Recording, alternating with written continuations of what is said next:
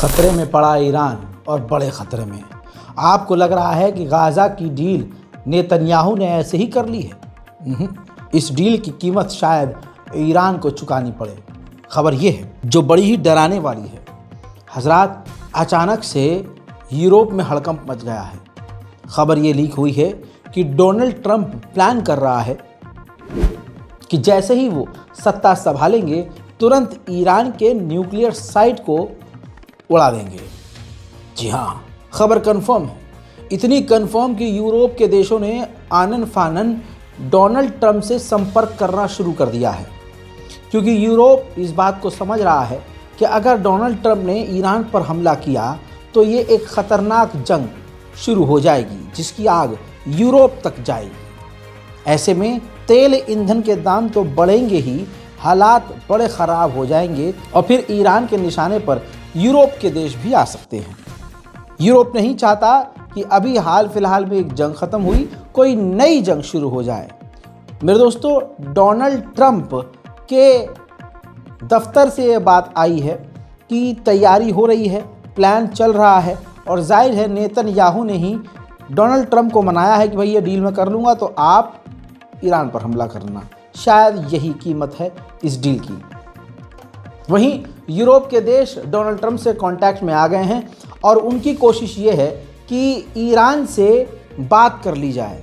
बजाय ईरान की nuclear site पर सीधा हमला करने के कोई दूसरा रास्ता निकाला जाए जिससे ईरान को मना लिया जाए और ईरान को परमाणु बनाने से दूर रखा जाए। वहीं एक खबर और बताई थी कि ईरान के अंदर जो 2 सीनियर प्रोसिक्यूटर जज थे उनकी गोली मारकर हत्या कर दी गई। विजुअल सामने आ गया है। ईरान के supreme leader Ayatollah Syed Ali Khamenei ने उन दोनों जजों की नमाज जनाजा पढ़ाई है। अभी तक ये कंफर्म बात नहीं हुई है कि इन जजों को मारने वाले इंसान के पीछे कौन था या उसका मकसद क्या था, क्योंकि उसने तो सुसाइड ही कर लिया। बात इतनी है कि जिन जजों को कत्ल किया गया गोली मारकर, लोग उनसे चिढ़े हुए थे, कई लोग, क्योंकि वो जज थे जिन्होंने अपने कार्यकाल में सबसे ज़्यादा फांसी की सज़ा सुनाई है। बात फांसी की आई है और फांसी की सज़ा की आई है तो आपकी स्क्रीन पर ये रिपोर्ट है। एक ईरानी रैपर जिसका नाम टैटलू था, आमिर टैटलू, दोस्तों मौत की सज़ा इनको भी सुना दी गई है, क्योंकि अपने गाने के ज़रिए, रैपिंग के ज़रिए इन्होंने हुज़ूर पाक सल्लल्लाहु अलैहि वसल्लम का अपमान किया। ईरान की कोर्ट ने बयान सुना, सबूतों के आधार पर इनको मौत की सज़ा सुना दी है। वहीं ईरान और रशिया की एक और बड़ी डील का खुलासा हुआ है। अज़रबैजान बीच में है, ईरान और रशिया दूसरी तरफ है। अब खबर यह है कि रशिया और ईरान दोनों गैस पाइपलाइन बनाएंगे, बिछाएंगे अज़रबैजान के रास्ते, और दोनों डायरेक्ट गैस एक दूसरे को सप्लाई करेंगे। उधर दोस्तों हड़कंप मच गया है पूरी दुनिया में कि अचानक से ईरान के IRGC के मेजर जनरल मोहम्मद बाक़री पाकिस्तान पहुंच गए हैं। पाकिस्तान आर्मी ने उनका बिल्कुल ऐसे स्वागत किया जैसे कोई दूसरे देश का बादशाह आ रहा हो। पूरी सेना वहां मौजूद थी, बड़े लीडर मौजूद थे। कहा जा रहा है कि पाकिस्तान और ईरान के बीच कई बड़ी अहम डील हो सकती है। इससे पाकिस्तान तो पाकिस्तान, ईरान भी काफ़ी ज़्यादा मजबूत होगा। उधर ईरान के जनरल ने जो बात कह दी है, उस बात की वजह से अब अमेरिका और इजराइल भी सख्ते में आ गए हैं। हजरात, ईरानी जनरल ने एक्सेप्ट कर लिया है जनता के बीच, दुनिया के सामने, हमारी सेना के पास आर्टिफिशियल इंटेलिजेंस भी है। हमारे पास अब ऐसे हथियार मौजूद हैं जो AI से लेस हैं और उसका इस्तेमाल IRGC की फौज पहले से ही कर रही है। امروز در اوج ذلت مجبور شدن بدانیم این آتش بس بر رژیم صهیونیستی تحمیل شد. این مذاکراتی که تو این 3-4 ماه گذشته انجام شد هیچ کسری ندارد از اون مذاکراتی که در 2/7/2024 تکمیل شد و رژیم پست صهیونیستی به همش زد. هیچ چیزی گیرش نیامد رژیم صهیونیستی. همون بندهایی رو که مقاومت اسلامی فلسطین و برادران ما تعیین کرده بودند برای رسیدن بهش مجبور. उधर सीरिया को न जाने क्या हो गया है। सीरिया ने कल ईरान और इजराइल को बैन किया और अब रशिया को भी बैन कर दिया।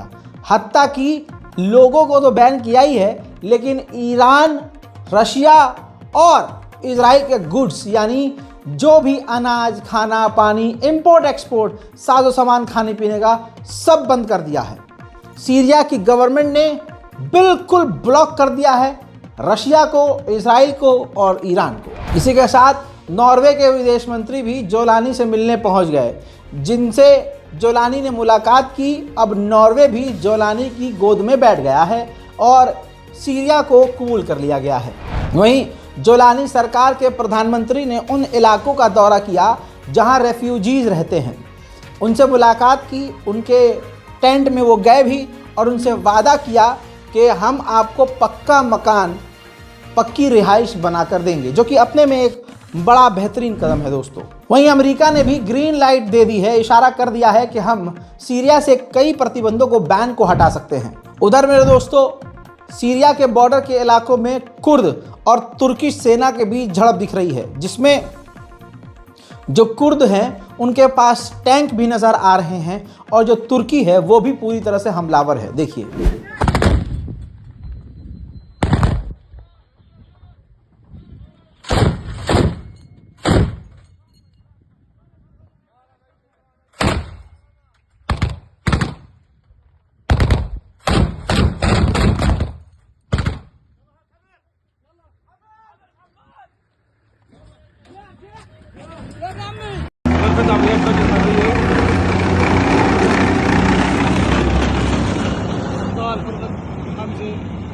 بالتمهيد لغدا العمل العسكري على موقع 6 تشرين تاريخ 19/1/2025 والعمل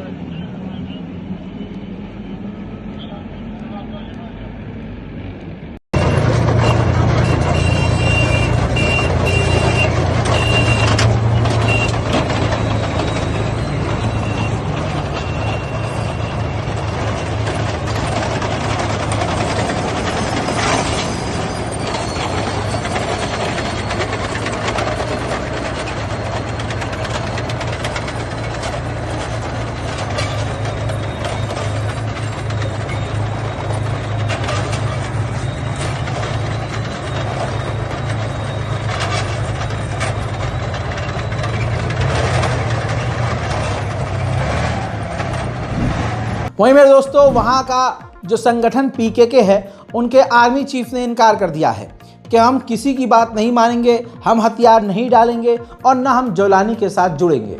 उधर मेरे दोस्तों सीरिया की जोलानी सरकार के आर्मी चीफ ने कहा, जो कुर्द के पास सेना है, हम नहीं चाहेंगे कि वो हमारी सरजमीन पर अपना बेस बनाएं, अपने गढ़ बनाएं और अपने पैर जमाएं। बेहतर होगा कि जल्द से जल्द हथियार डालकर वो घुटने पर आ जाएं। वहीं दोस्तों ब्रेकिंग न्यूज़ ये है कि लेबनान की आर्मी लेबनान में रमीश एन एबेल और बिनते जबीली और ऐनाथा के इलाके में वापस आ रही है। इजराइल इन इलाकों से निकल गया है। वहीं एंटोनियो गुटेरेस ने भी जोर दिया और कहा कि लेबनान के हर इलाके से इजराइल बाहर निकल जाए और लेबनान की फौज वहां तैनात हो जाए। वहीं इजराइल के हमलों में एक बिल्डिंग डैमेज हो गई थी, अचानक से वो डिसबैलेंस हुई है और पूरी की पूरी बिल्डिंग, वो अपार्टमेंट ढह गया है। उधर इटली के विदेश मंत्री फिलिस्तीन और इजराइल दोनों जगह का दौरा करने के लिए हाल फिलहाल में आ सकते हैं। उधर बात करें सेटलर्स की, तो उन्होंने एक बार फिर से यहूदी, ये तस्वीर देखिए, अलग से नहीं दिखा सकता हूँ माजरत के साथ, ये देखिए, इजराइल के सेटलर्स ने फिलिस्तीनियों के घरों में, उनकी गाड़ियों में, उनकी प्रॉपर्टीज़ में, उनके खेतों में देर रात को आग लगा दी है, जिससे फिलिस्तीनियों को भारी नुकसान उठाना पड़ रहा है। सिर्फ इतना ही नहीं, एक फिलिस्तीनी बच्चे को भी रेड के दौरान वेस्ट बैंक में गोली मारकर इजराइल की सेना ने कत्ल कर दिया है। गाजा में भले ही जंग बंद हो चुकी है, लेकिन पीछे सिर्फ अब बर्बादी है। गाजा को दोबारा से जैसा वो था वैसा बनने में 40 से 50 साल कम अवसर रहेंगे। मेरे दोस्तों आपको एक जबलिया इलाका दिखाता हूँ गाजा का, जहाँ पर अब सिर्फ मलबा ही मलबा है। पूरा शहर खंडर बन चुका है।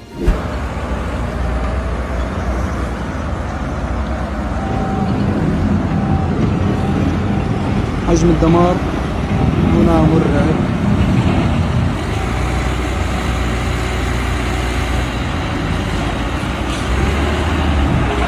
मेरे दोस्तों, रिपोर्ट ये है, ज़रा ये सैटेलाइट इमेज देखिए। ये सेम जगह की सैटेलाइट इमेज है जो अब पूरी तरह से बर्बाद हो चुकी है जगह।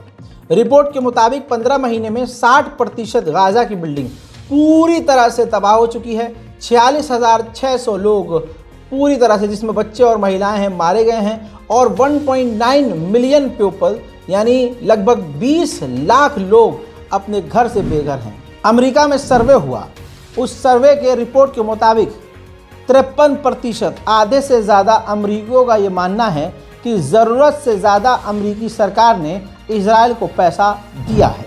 खुशखबरी यह है कि लगभग 550 ट्रक, ह्यूमैनिटेरियन एड ट्रक जो हैं गज़ा के अंदर पहुंच गए हैं। अल्लाह अकबर, शुक्र अल्लाह। वहीं गाज़ा की सिक्योरिटी फोर्सेस भी बड़ी ही तेज़ी से पूरे गाज़ा में तैनात होना शुरू हो चुकी हैं। वहीं नेतन्याहू ने जो डील कर ली है और बेंजीवीर जैसे नेताओं ने जो चिढ़ के रिजाइन दिया है, नेतन्याहू जल्दी जल्दी उनकी पोस्ट पर दूसरे नेताओं को नियुक्त करने में बिजी हो गया है। अमेरिका की एक चाल समझिए, क्योंकि अमेरिका रहम तो कर नहीं सकता।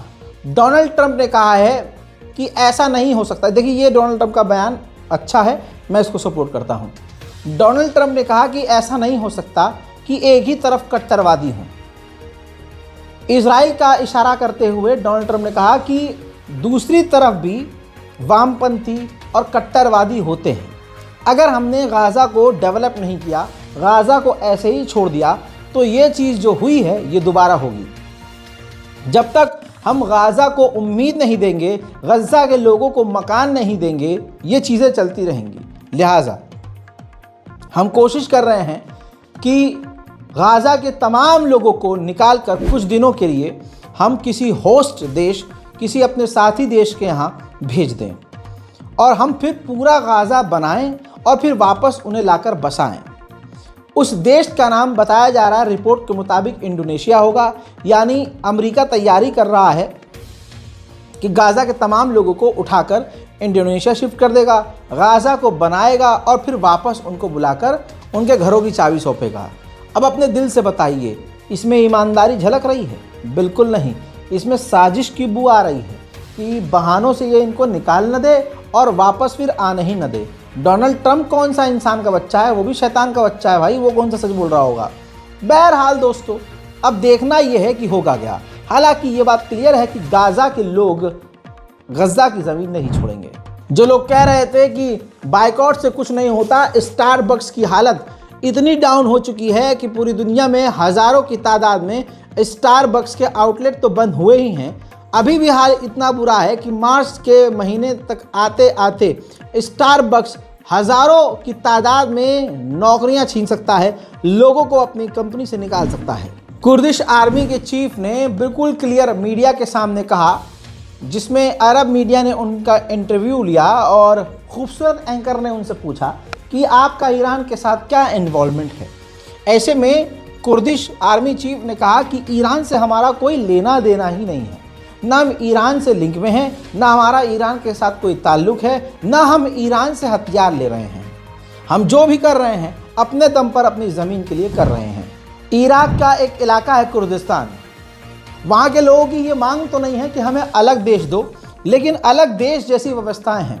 कुर्दिस्तान के इलाके की सरकार अलग है और वहाँ का प्रधानमंत्री तक अलग है। अब कुर्दिस्तान का प्रधानमंत्री तस्वीरों में देखिए सीधा पहुंचा है जॉर्डन और जॉर्डन के किंग से और साथ में वहाँ की गवर्नमेंट ऑफिशियल से मुलाकात की है। अब इनके बीच में खिचड़ी क्या पकी है ये क्लियर फिलहाल नहीं हो पाया है। मिडिल ईस्ट स्पेशल रिपोर्ट में फिलहाल के लिए इतना ही। चैनल को सब्सक्राइब कीजिए, वीडियो को शेयर कीजिए, दुआओं में याद रखिए। जय हिंद।